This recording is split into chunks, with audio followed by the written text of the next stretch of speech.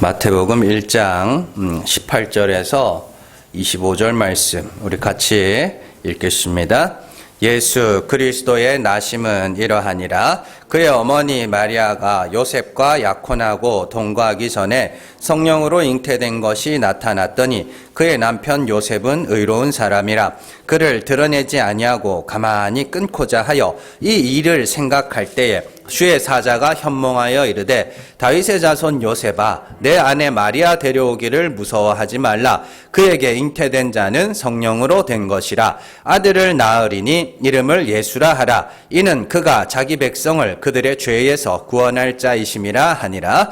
그의 모든 일이 된 것은 주께서 선지자로 하신 말씀을 이루려 하심이니 이르시되 보라 처녀가 잉태하여 아들을 낳을 것이요 그의 이름은 임마누엘이라 하리라 하셨으니 이를 번역한즉 하나님이 우리와 함께 계시다 함이라. 요셉이 잠에서 깨어 일어나 주의 사자의 분부대로 행하여 그의 아내를 데려왔으나 아들을 낳기까지 동침하지 아니하더니 나음의 이름을 예수라 하니라. 아멘.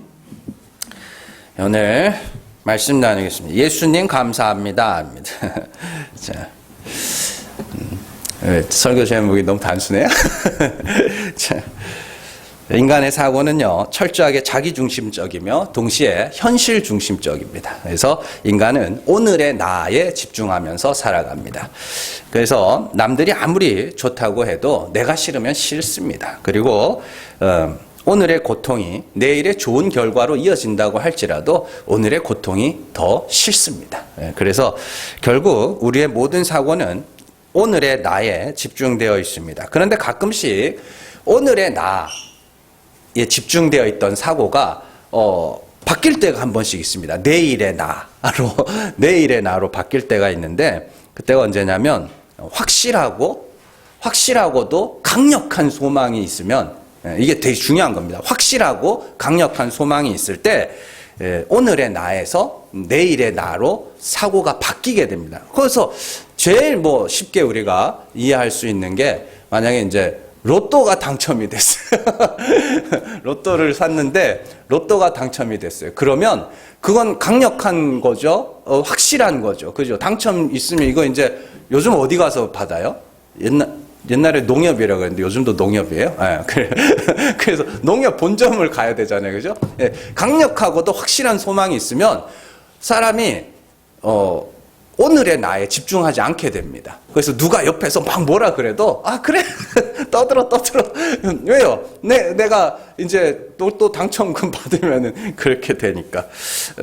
그래서 이 강력한 소망이 얼마나 힘이 강하면 사람이 정말 죽고 싶은 마음도 접게 만들 수 있습니다. 그래서 예를 들어서 아우슈비츠 독일의 이제 수용소였죠. 포로 수용소인데 거기서 많은 사람들이 죽었습니다. 거기서 살아남은 심리학자가 있습니다. 빅터 프랭클이라는 굉장히 유명한 심리학자인데 그 사람이 그곳에서 살아남을 수 있었던 이유를 말해주는데 그가 가장 행복했던 순간, 그 포로 수용소에 들어오기 전에 가장 행복했던 시간, 그 시간을 다시 한번 살고 싶다. 그 소망, 그걸 갖고 춥고 배고프고 그래서 여러분들 아우슈비츠에서 가스실에서만 죽은 거 아닙니다. 자살도 많이 했고 생의 의지를 놓으면 그냥 죽는데요. 거기서는 그 정도로 극한의 상황에서 정말 자기가 그 소망 하나로 살았다는 거예요. 정말 그 옛날에 행복하게 살았던 그 순간을 다시 한 번 더 살고 싶다는 그 소망이 그를 생의 의지를 북돋웠다고 그렇게 이야기를 하죠. 여러분들 성도에게는 강력하고 확실한 소망이 하나 있습니다.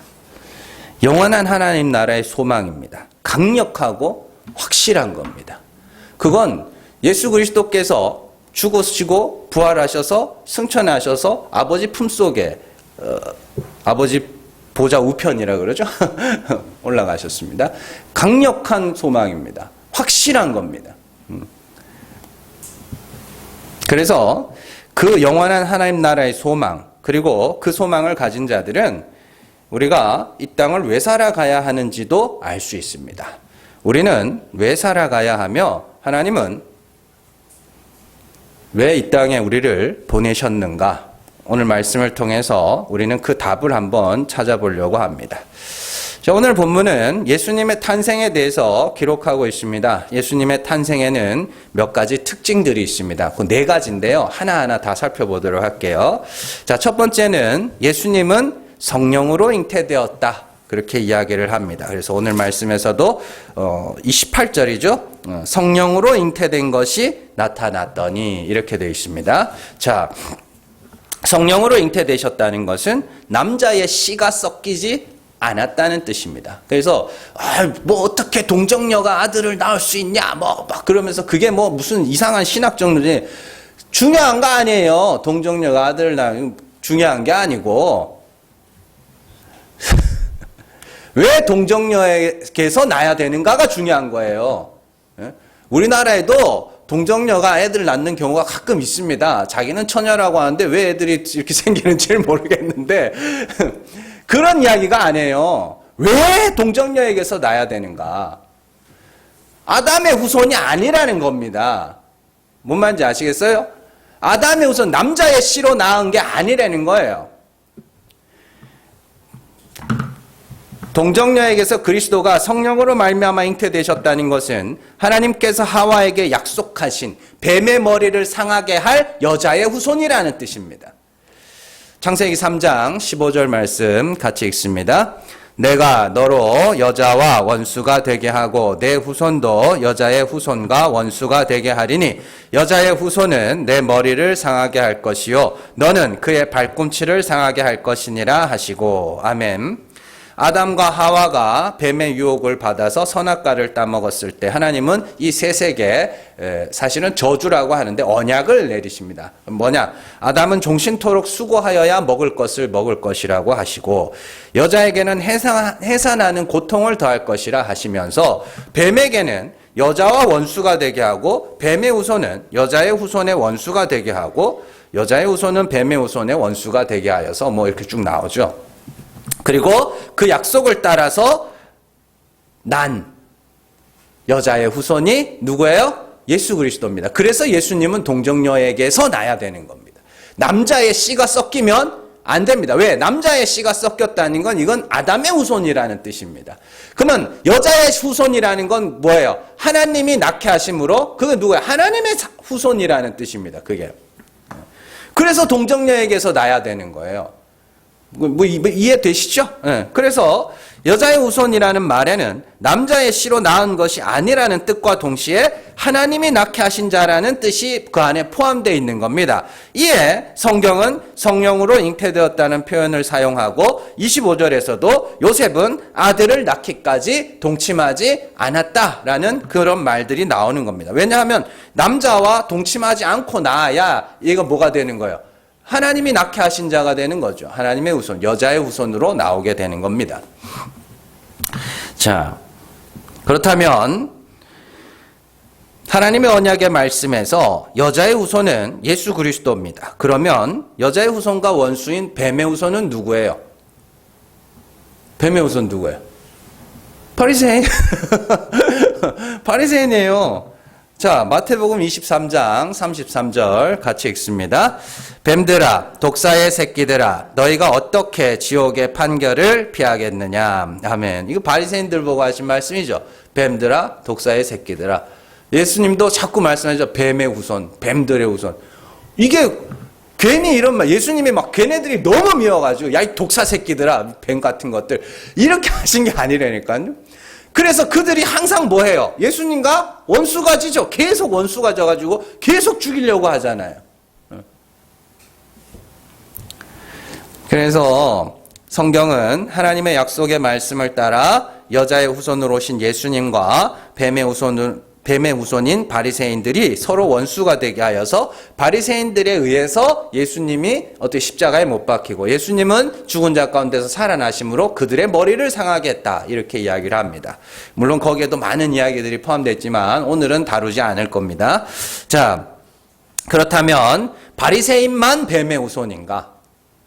바리새인만 뱀의 후손인가? 그러면 그 바리새인은 유대인이고 우리랑 인종도 다르고 굉장히 멀리 사는데 우리랑 아무 상관없잖아요. 그죠? 바리새인만 뱀의 후손이라면 그건 지금의 나와 아무 상관이 없는 말씀입니다. 바리새인적 신앙, 바리새적 신앙, 율법주의적 신앙, 그걸 뱀의 후손이라고 이야기를 합니다.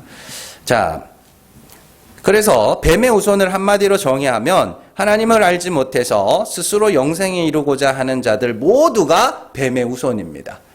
그리고 여자의 후손은 하나님이 죽은 자를 살리시는 분이심을 나타내러 오신 예수 그리스도고, 자, 문제는 뭐냐면 모든 인간들, 모든 아담의 후손들은 뱀의 후손으로 태어난다는 사실이죠. 창세기 3장 14절 말씀 같이 읽습니다. 여호와께서 뱀에게 이르시되 내가 이렇게 하였으니 내가 모든 가축과 들의 모든 짐승보다 더욱 저주를 받아 배로 다니고 살아있는 동안 흙을 먹을지니라. 아멘. 흙 먹는 뱀 없어요. 흙을 먹겠다는 건 흙이라는 단어가 뭐예요? 아담아거든요. 거기서 나온 단어가 뭐예요? 아담입니다. 그러니까 그래서 하나님이 아담을 뭐라고? 너는 흙이니 흙으로 돌아갈지어다 이렇게 이야기하죠. 그러면 뱀의 먹이로 흙을 줬다는 건 누구를 준 거예요? 아담을 준 거예요. 그리고 아담의 후손들 모두가 일단 나면 뭘로 나요? 뱀의 후손으로 납니다. 네. 그래서 아무도 하나님을 본 사람이 없어요. 아무도 하나님을 아는 사람이 없어요. 그래서 모든 인간들이 그 마음에 알지 못할 부담감을 갖고 삽니다. 어떻게 해요? 내가 영생에 이르러야지. 그래서 생겨난 게 종교들이거든요. 그래서 다 뱀의 먹이에요, 우리가. 쟤는 뱀새끼야. 바리새인들 뱀새끼야. 이 나쁜 놈들. 그러지 마세요. 우리가 그거라니까요. 네.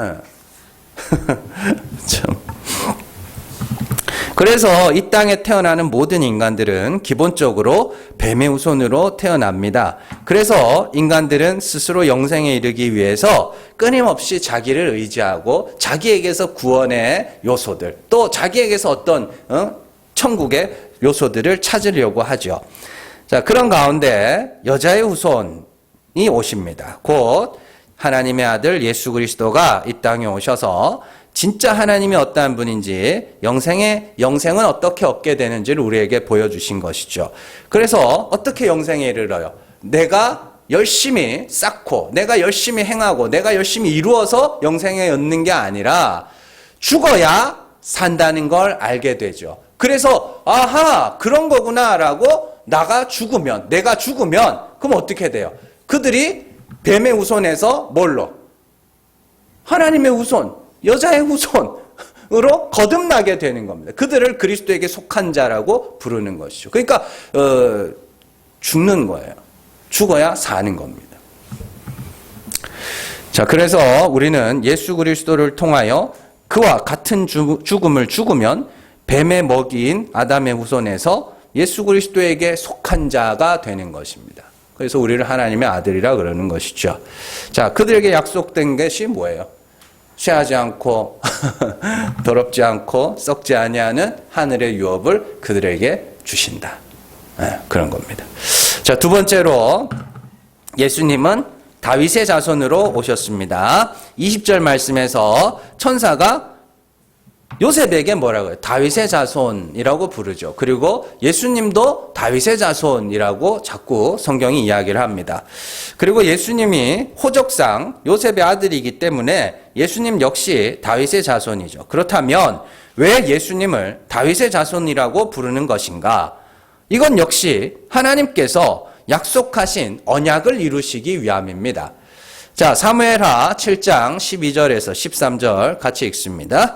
내 수완이 차서 내 조상들과 함께 누울 때에 내가 내 몸에서 내 씨를 내 뒤에 세워 그의 나라를 견고하게 하리라. 그는 내 이름을 위하여 집을 건축할 것이요 나는 그의 나라 왕위를 영원히 견고하게 하리라. 아멘. 이 언약의 내용을 세 개로 요약하면 첫 번째는 다윗이 죽으면 다윗의 씨라 그러죠. 자손이란 뜻입니다. 다윗의 자손 하나를 세워서 어떻게 하겠다 그래요? 영원한 나라를 세우겠다.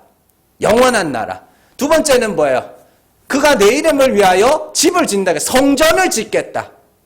그러니까 영원한 나라를 세우고 성전을 짓는 것. 그게 하나님의 다윗의 자손을 통하여 이루실 언약의 핵심 내용입니다. 자, 근데 우리가 보통은 누구로 알아요, 이걸? 솔로몬으로 알고 있죠. 근데 솔로몬의 나라가 영원했습니까? 영원했어요? 아니죠. 바로 그 아들 때의 나라가 둘로 갈리죠. 그리고 뒤에 가서 망하죠. 심지어 남녀 다 북이스라엘 다 망합니다. 그러면 아니네요. 솔로몬은 하나님이 말씀하신 다윗의 자손이 아닌 거네요. 이해되시죠? 그러면 성전은요. 두 개는 성전을 두 번째는 성전을 짓는다 그러죠. 그래서 솔로몬이 뭐예요? 성전을 짓습니다. 근데 그 성전이 영원히 남아 있어요? 안 남아 있어요. 그 부서지고 다시 짓고 부서지고 또 다시 짓는다고. 응? 그 지금은 아예 다 부서져요. 다 부서져요. 없어요. 그러면 솔로몬은 다윗의 자손이 아니네요. 그래서 사람들이 그러면 다윗에게 말씀하신 그 영원한 나라를 세우시고 또 성전, 영원한 성전을 세우실 그 다윗의 자손 도대체 누구야? 라고 기다린 거예요. 메시아를. 그게 메시아, 그리스도라고 이야기를 하는. 그래서 그 다윗의 자손으로 오신 분이 누구예요? 예수님입니다. 그러면 그분의 나라는 어떻게 해요? 영원해야 되겠죠. 그리고 그분은 또 반드시 뭘 해야 돼요? 성전을 지어야 되겠죠. 그러면 그분의 나라는 뭔데요? 어디 있어요? 일단 공간적으로 어디에 있어요? 하늘에 있죠. 하늘에. 그리고 나라가 있으면 뭐가 있어야 돼요? 백성이 있어야 되겠죠. 그 백성이 누굽니까? 그리스도를 주라 고백한 성도들. 이해되시죠? 네, 그러면 우리가 지금은 이 땅에 있지만 우리가 살아갈 그 나라, 공간적인 그 나라는 어디라는 소리예요? 하늘입니다. 그러면 우리가 이 땅에 있으면 어떻게 해요? 그럼 이 땅 나라, 우리는 대한민국 사람입니까? 대한민국 사람 맞는데 하나님 나라 백성이에요. 대한민국 사람 저기 어디 아프리카에 던져 놓는다고 그 사람 거기 있다고 아프리카 사람 되는 거 아니거든요. 그렇잖아요. 그래서 미국 사람들이 굉장히 이 자부심을 느낄 때가 있습니다. 국가에 자부심을 느낄 때가 언제냐? 외국에서 이렇게 테러가 일어나거나 외국에서 이렇게 사건이 터지거나 이렇게 큰 사고가 이렇게 나고 그러잖아요. 그러면 거기에 만약에 미국 사람이 있다. 그러면 미국 바로 출동합니다. 한 사람만 있어도 출동합니다. 그래서 그때마다 사람들이 자기 나라에 대한 굉장한 자부심을 느낀다고 이야기를 하죠. 마찬가지입니다. 우리 지금 이 땅에 땅 디디고 살고 있지만 그리스도를 주라 고백한 하나님 나라의 백성들은 천국 백성이에요. 그냥 여기서 이렇게 생각하시면 됩니다. 그냥 맞춰주고 살고 있는 거예요. 그러니까 여러분들 너무 초라해지지 마세요. 좀 못 산다고 초라해지지 마세요. 그리고 성전을 지을 거라 그랬죠. 두 번째가. 첫 번째는 영원한 나라, 경고하고 영원한 나라를 세우고 두 번째가 성전을 짓는다 그랬죠. 그럼 예수님이 언제 성전을 지었습니까? 이게 성전인가? 예수님 성전 안 지었죠. 그러면 잘 보세요. 누가 성전이에요? 우리가 성령이 거하는 성전이라 그러죠. 그럼 성전은 뭔데요? 그럼 도대체 성전이 뭐냐고. 여러분들 잘 보세요. 솔로몬이 성전을 짓고 이제 성전을 완공했습니다. 그때 이제 성전 예배를 드리죠. 그때 성전에 구름이 빽빽하게 들어서고 하나님의 영광이 거기에 임했다고 이야기를 합니다. 이게 핵심이에요. 하나님의 영광이 임해야 거기가 뭐예요? 성전입니다. 건물은 아무것도 아닙니다. 하나님의 영광이 임해야 거기가 성전입니다. 그래서 성전이 한번 무너지고 성전이 재건되죠. 스룹바벨 성전 지을 때 그때 하나님이 말씀하시죠. 환상을 보여주시면서 말씀하시죠. 힘으로도 아니고 능으로도 안 되고 주의 신으로 된다. 이게 뭐예요? 이게 뭔 말인데요? 열심히 성전 짓고 있는데 너가 지금 그렇게 수고하고 너희의 힘과 능력으로 짓고 있는 그건 성전이 아니야. 성령이 임해야 거기가 성전이다. 자, 그리고는 어떻게 해요? 성령이 임하는 거예요. 누구에게? 성도들에게. 그럼 그 성령이 뭔데요? 하나님의 영광을 아는 빛. 하나님의 영광을 아는 빛. 참 하나님이 어떠한 분인지를 아는 자들. 그건 어떻게 해요? 하나님이 알게 하셔야 알 수 있는 거거든요. 그래서 우리를 성령이 거하시는 전이라고. 그러면 성전이 하는 일은 뭐예요? 하나님의 영광을 나타내는 거죠. 그래서 환상 속에 성전 문지방에서 물이 쭉 나와서 온 사방으로 흘러가서, 그죠? 물이 바다를 덮은 같이 여호와의 영광을 온 세상이 알게 될 거다. 그러면 성전 문지방에서 물이 나오는 걸 예수님은 어떻게 설명하세요? 성령이 너희에게 임하면 그 배에서 생수의 강이 흘러나. 생수의 강이 뭐예요? 우리가 먹는 삼다수나 뭐 이런 생수가 아니고 생명의 물입니다. 그 물은 말씀입니다. 너희를 통해서 하나님이 어떠한 분인지를 사방으로 흘러가서 그 사방에서 많은 사람들이 그 하나님을 알고 그들도 뭐가 되는 거예요? 성전으로 세워지는 겁니다. 그래서 다윗의 자손으로 예수님이 오신 것이죠. 그래서 그분의 백성들이 성전이 되고 다 그런 이야기입니다. 자, 세 번째로 예수님은 자기 백성을 그들의 죄에서 구원할 자라 이야기를 합니다. 여기서 중요한 구절들이 나옵니다. 예수님은 자기 백성을 구원하기 위해서 오셨습니다. 그건 남의 백성은 있다 소리 없다 소리예요. 있다 소리예요. 자기 백성을 구하러 왔었으면 다른 나라 백성들은 있다는 소리예요. 자, 그렇다면 예수를 주라 고백하는 자, 그게 자기 백성이죠. 그들이 구원을 받습니다. 그렇다면 예수를 주라 고백한다는 건 도대체 뭐냐? 그러니까 우리가 예수님은 주님입니다. 뭐 그러면은 그럼 되는 거예요? 그러면? 그럼 뭐 이런 사람이 와가지고 나는 미국 사람입니다. 이러면 그냥 미국 사람 되는 거예요? 아니잖아요. 증거가 있어야 될 거 아닙니까? 확실한 증거. 뭐 예를 들면 여권이라든지 뭐 주민등록증이라든지 이런 증거가 있어야 될 거 아닙니까? 내가 예수를 주라 고백했다는 증거. 그걸 알아보자고요. 자, 예수님은 성경이 유대인의 왕으로 오셨다고 이야기를 합니다. 자, 마태복음 2장 2절 같이 읽습니다. 유대인의 왕으로 나신 이가 어디 계시냐? 우리가 동방에서 그의 별을 보고 그에게 경배하러 왔노라 하니. 이렇게 돼 있죠. 이 동방박사들이 한 말입니다. 동방박사들이 누구를 찾아왔어요? 유대인의 왕을 찾아왔잖아요. 그죠? 동방이 어딘지 아세요? 동방이? 바벨론입니다. 그때는 바벨론은 없을 때인데 그 바벨론에 누가 있었어요?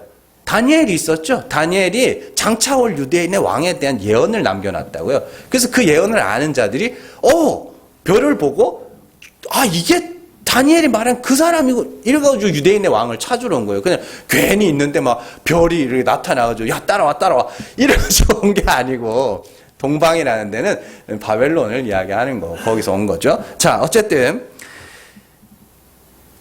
동방 박사들이 헤롯에게 찾아가서 유대인의 왕을 찾습니다. 그리고 예수님이 언제 유대인의 왕으로 선포되셨어요? 언제?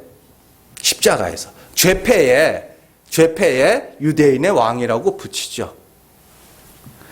자, 이게 핵심입니다. 누가 유대인이에요, 그러면? 누가 유대인이에요? 우리는 유대인이에요? 아니잖아요. 혈통적으로는 아니잖아요. 그럼 누가 유대인? 바울이 정확하게 설명해 주잖아요. 마음의 할례를 받은 자들이 유대인이라고. 마음의 할례는 뭐예요? 그리스도와 함께 십자가에서 못 박힌 자. 그들이 유대인입니다. 자기가 하나님 예수 그리스도로 말미암아 죄 사함을 받아야 하는 죄인이라는 걸 고백한 자들이 유대인이라고요. 그래서 여러분들은 유대인이 되셔야 되는 겁니다. 네. 그래서 영접하는 자 곧 그 이름을 믿는 자들에게는 하나님의 자녀가 되는 권세를 주셨는데 이는 혈통으로나 육정으로나 사람의 뜻으로 나지 않고 하나님께로서 난 자. 그들이 유대인이에요. 그들이. 네. 그러면 누가 유대인? 마음의 할례를 받은 자. 마음의 할례를 받는 게 유대인이고 그리스도를 주라 고백하는 게 유대인이죠. 그 똑같은 거예요. 둘이 하나예요. 저 설명을 해드릴게요. 자, 마가복음 10장 42절에서 45절 말씀 같이 읽습니다. 예수께서 불러다가 이르시되 이방인의 집권자들이 그들을 임의로 주관하고 그 고관들이 그들에게서 권세를 부리는 줄을 너희가 알거니와 너희 중에는 그렇지 않을지니 너희 중에 누구든지 크고자 하는 자는 너희를 섬기는 자가 되고 너희 중에 누구든지 으뜸이 되고자 하는 자는 모든 사람의 종이 되어야 하리라. 인자가 온 것은 섬김을 받으려 함이 아니라 도리어 섬기려 하고 자기 목숨을 많은 사람의 대속물로 주려 함이니라. 아멘. 예수님이 왕에 대해서, 집권자에 대해서, 주관하는 자, 고관 이렇게 되는데 왕에 대해서 설명을 해줍니다. 이 땅에 존재하는 왕들은 다 백성의 섬김을 받습니다. 백성이 섬겨줘야 왕이 됩니다. 그래서 이스라엘 백성들이 왕을 달라 할 때 사무엘이 이스라엘 백성들에게 너희가 왕을 세우면 어떻게 되는지 알아? 라고 설명을 해줘요. 그때 세금도 내야 되고 너네 아들들은 병사로 끌려가서 전쟁도 해야 되고 너희 딸들은 가가지고 음식도 해다 바쳐야 되고 또 양떼도 갖다 바쳐야 되고 농작물도 갖다 바쳐야 되고 야 왕이 생기면 너희가 그렇게 할 일이 얼마나 많은 줄 알아? 그런데도 이스라엘이 뭐라 그래요? 그래도 괜찮아. 그래도 괜찮아. 왕조 이렇게 이야기를 합니다. 자, 이게 이 땅에 존재하는 임금들의 특징입니다. 백성들이 뭐 해야 돼요? 섬겨줘야 돼요. 열심히 섬겨줘야 됩니다. 그런데 예수님은 말씀하십니다. 나는 그런 왕이 아니야. 진짜 왕은 어떤 왕인 줄 알아? 왕이 백성을 섬겨 그들을 살게 하는 왕이에요. 그래서 예수님이 뭐라 그래요? 나는 많은 사람들의 죄를 많은 사람들에게 나를 대속물로 주기 위해서 왔어. 그게 진짜 왕이야. 그러면 예수님은 섬겨주시는 왕이고 죄를 대신하여 죽으시는 섬겨주시는 왕이면 그 나라 백성들은 누구예요? 그의 섬김을 받는 자가 그 나라 백성입니다. 나는 그리스도로 말미암아 죄사함을 받아야 하는 죄인임을 고백한 자들, 그게 마음의 할례이며 그것이 그리스도를 주라 고백하는 겁니다. 그게 하나예요. 그들이 하나님 나라 백성이고 그들이 뭐예요? 유대인입니다.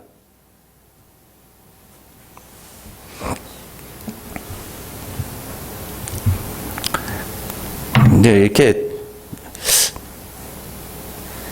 잘 아셔야 되는데 이렇게 잘 설명해 주는 사람은 잘 없어요, 여러분들. 그냥 이렇게 하지 잘 설명해 주는 사람 잘 없어요. 잘 들으셔야 돼요. 참. 예수님은 우리 죄를 대속하시기 위하여 십자가에 오르심으로 왕으로서 우리를 뭐예요? 섬겨주셨습니다. 우리는 그의 섬김을 받아야 됩니다. 그것이 우리가 유대인이며 하나님 나라 백성이라는 증거입니다. 그리스도를 주라 고백했다는 증거고요.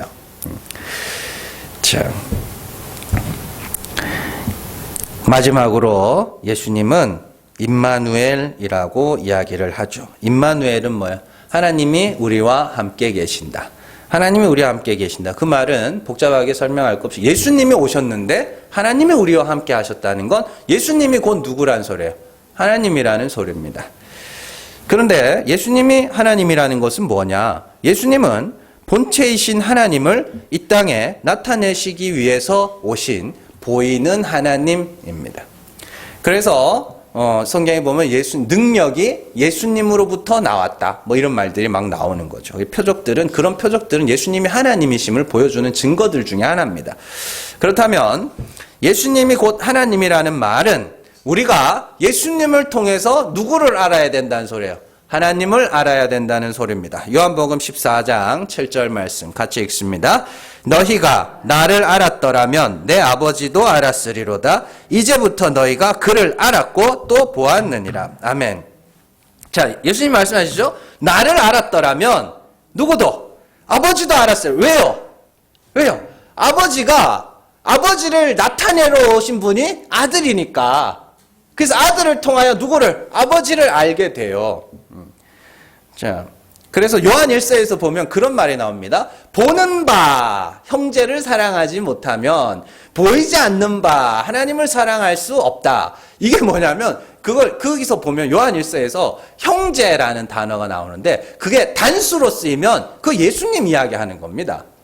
예, 그래서 보는 바 형제 누구예요? 예수님을 막 싫어하면서 그죠? 보이지 않는 하나님을 사랑한다는 건 말이 안 되죠. 왜요? 예수님은 보이지 않는 하나님을 보이도록 나타내신 분이기 때문에 그건 둘이 말이 안 되는 거죠. 그래서 예수님은 하나님을 나타내시기 위해서 오셨습니다. 그래서 하나님을 알면 어떻게 되느냐? 뭘 원하시는지, 뭘 기뻐하시는지, 뭘 싫어하는지를 알게 되죠. 그래서 알게 되면 어떻게 해요? 하나님과 이제 화목할 수 있게 되는 겁니다. 그래서 좋은 관계가 이루어지면 그때야 비로소 천국이 진짜 천국이 되는. 왜요? 거기는 아버지가 계신 곳이니까. 그 아버지하고 안 친해. 아들이 아버지하고 안 친하면 거기는 천국이 아닌 거죠. 근데 여러분들 사랑 관계에서도 그런 겁니다. 관계를 위해서는 서로 알아야 돼요. 그러니까 자꾸 알려고 하질 않으니까 어떻게 하냐면 자꾸 나한테 맞추려고 그래요. 자꾸 뜯어 고치려고 그래요, 그 사람을. 그래서 여러분들이 그 가정에서도 그러고 직장에서도 그러고 다 어디서든지 커뮤니케이션의 기본이 뭐냐면 그 사람을 아는 거예요. 알려면 내가 그 사람을 바꾸려고 하면 안 된다니까요. 뭐 알아야지, 알아서 서로 이렇게 맞춰가야 되는 거지. 그걸 자꾸만 바꾸려고 그래요. 넌 이래서 안 돼. 뭐 저래서 안 돼. 넌 이래야 되고 저래야 되고. 왜 그래야 되는데요? 참. 그게 아니라 기본은 아는 거예요. 그래서 연애할 때도 연애 잘하는 사람, 못생겨도 연애 잘하는 사람은 어떤 사람인 줄 아세요? 못생겨도 몸매가 엉망진창이라도 연애 잘하는 사람이 있어요. 뭐냐면 사람한테 자꾸 궁금하게 만들어. 나라는 사람을 굉장히 궁금하게 만들어요. 그래서 저분 도대체 어떻게 돼먹은 인간이 그런 그게 자꾸 궁금해. 알고 싶게 만드는 거예요. 그래서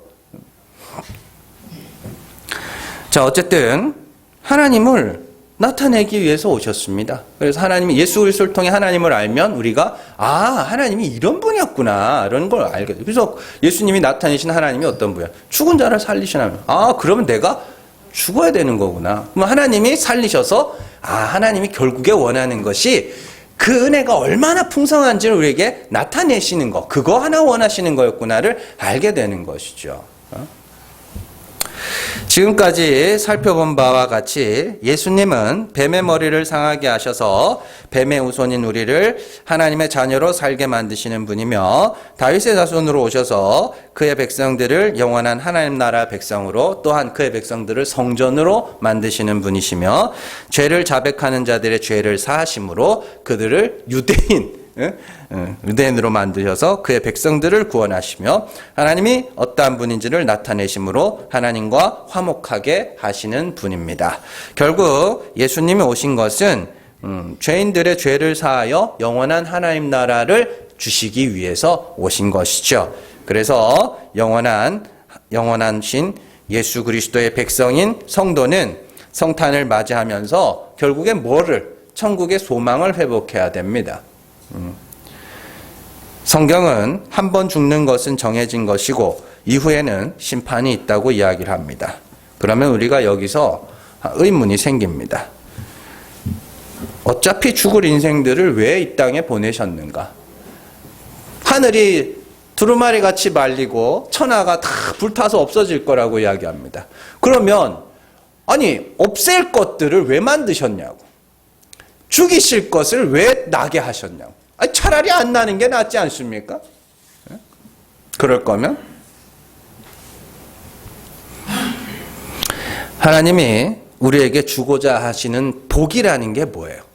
하나님이 우리에게 주고자 하는 복, 하나님의 아들이 되는 복입니다. 하나님의 아들이 된다는 것은 하나님과 동등된 위치를 얻게 하시겠다. 하나님과 동등된 지위를 얻게 하신다는 뜻입니다. 그게 우리에게 주어질 복입니다. 확실한 복입니다. 강력한 복입니다. 피조물 중에 다른 피조물보다 더 잘 사는 어떤 그게 아니라 그 수준이 아니라 아예 존재 자체를 바꿔버린다는 거니까요.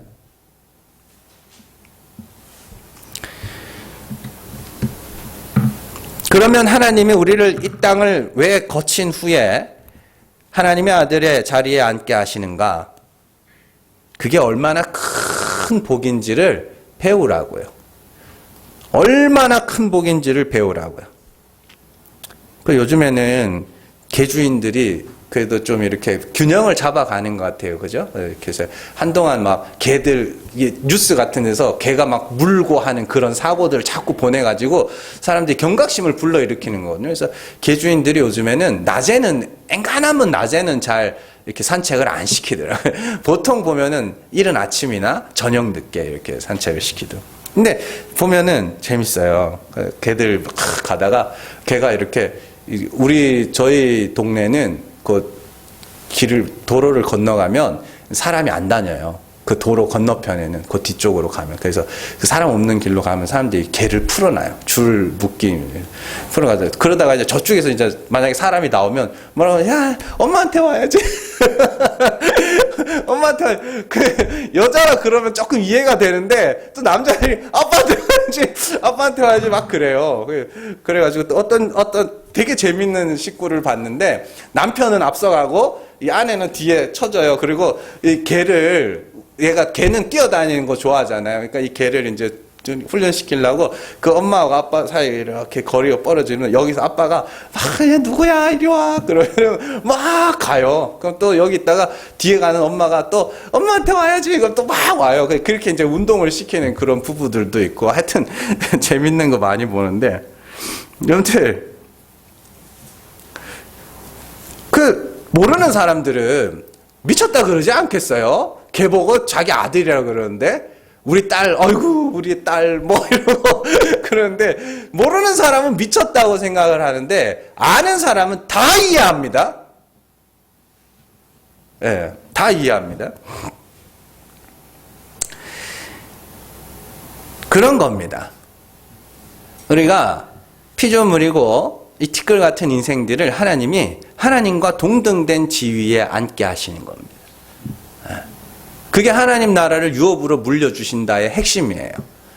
그리고 우리가 그 복이라는 것이 얼마나 크고도 놀라운 것인가를 배우는 거예요. 이 땅에서. 어떻게 배우느냐? 아, 나는 티끌 같은 존재구나. 그걸 확실하게 깨닫고 가는 겁니다.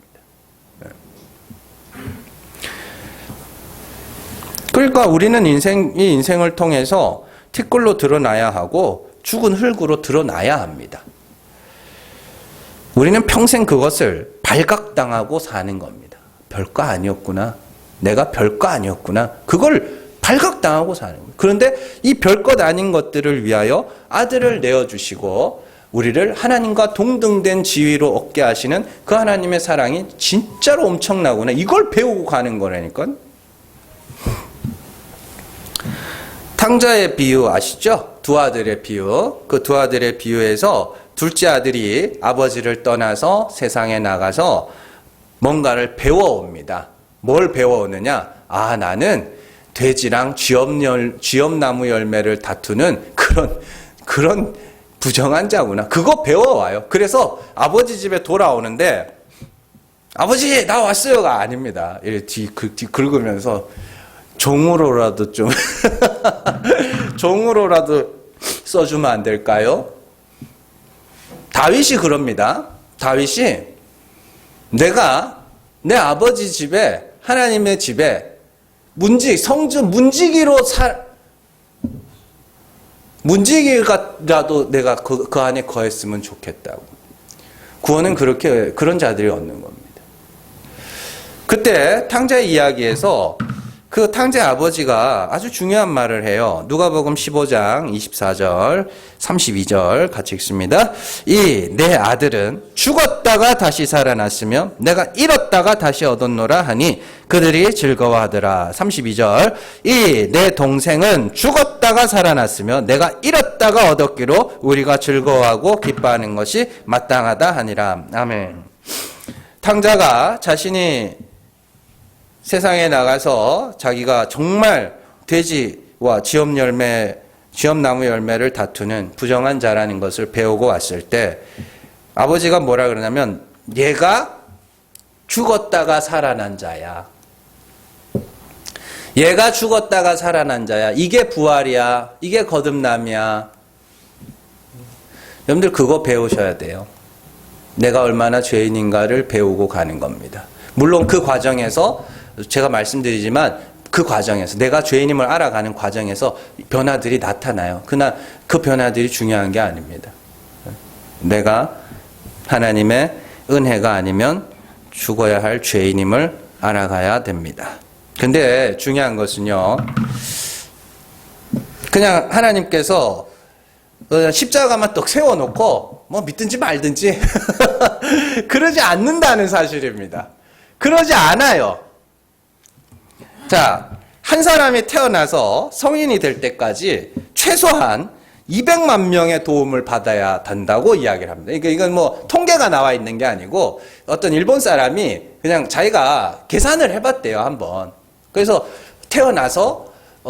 사람이 태어나서 성인이 될 때까지 가만히 생각을 해보니까 아니 뭐 밥을 한 공기 먹으려고 그래도 누군가는 쌀 농사를 지어야 되고 타작을 해야 되고 또 그잖아요. 또 경매도 해야 되고 또 운송도 해야 되고 시장까지 와가지고 사서 아버지 돈을 벌어 와가지고 사가지고 밥도 짓고 뭐 그런 식으로.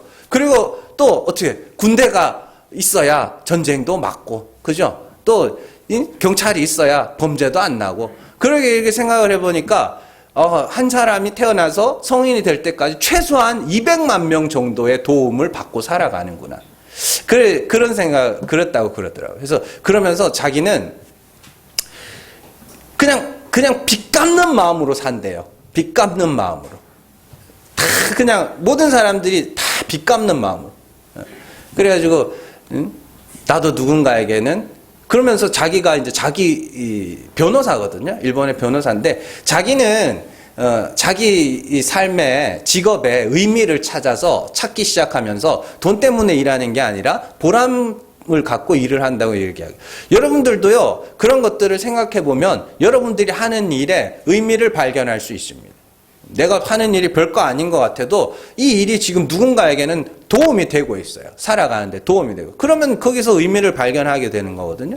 그러니까 어쨌든 그렇다면 하나님은 어떤 분이신가? 하나님은 그 택하신 자들을 구원하시기 위해서 얼마 동안 일을 하셨을까요? 창세 전부터 지금까지 일을 하신 거예요.